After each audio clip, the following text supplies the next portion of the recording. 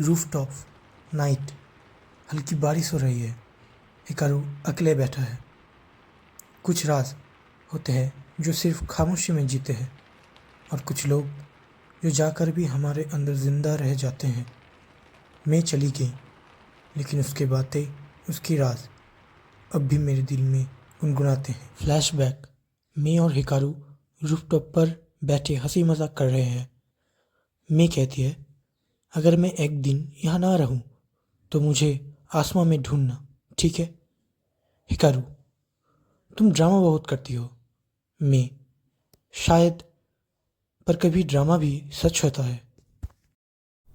Hikaru अपने कमरे में मैं की डायरी पढ़ता है।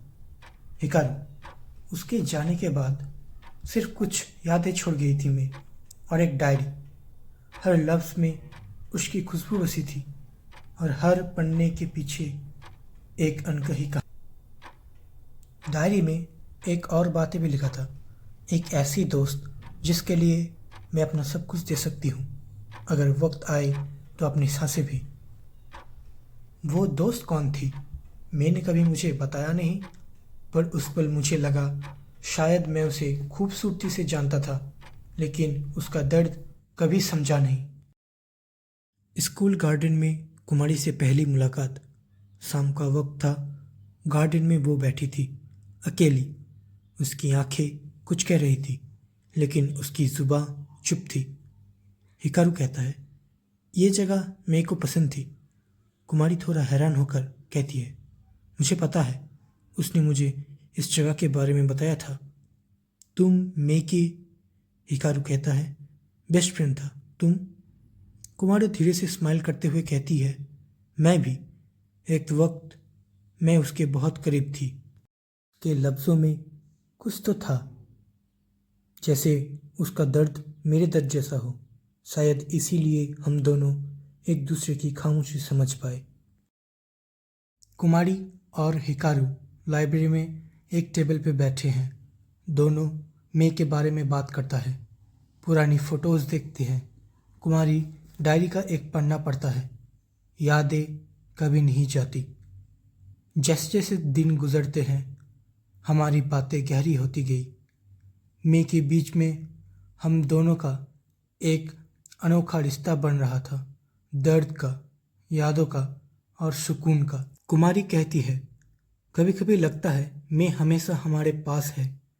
हिकारू कहता है, और कभी लगता है वो किसी और दुनिया में मुस्कुराती होगी हमें देखकर।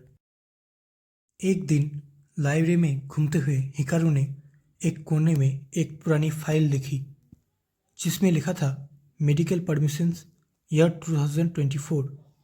सिर्फ क्यूरियोसिटी थी, पर फाइल के अंदर कुछ ऐसा था जो हिकारू की सारी दुनिया हिला गई।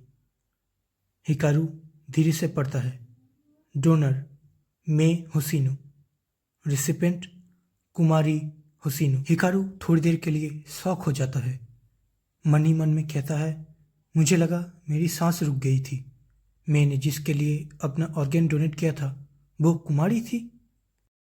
हिकारू तुरंत कॉन्फर्मेशन के लिए हॉस्पिटल में जाती है। वहाँ हॉस्पिटल के रिकॉर्ड्स ने सच्चाई का खुलासा कर देता है। मैंने अपनी किडनी दी थी और उसी वक्त खुद की जिंदगी खतरे में डाल दी थी। वहाँ रिसेप्शन नर्स ने, yes, it was a last minute emergency transplant.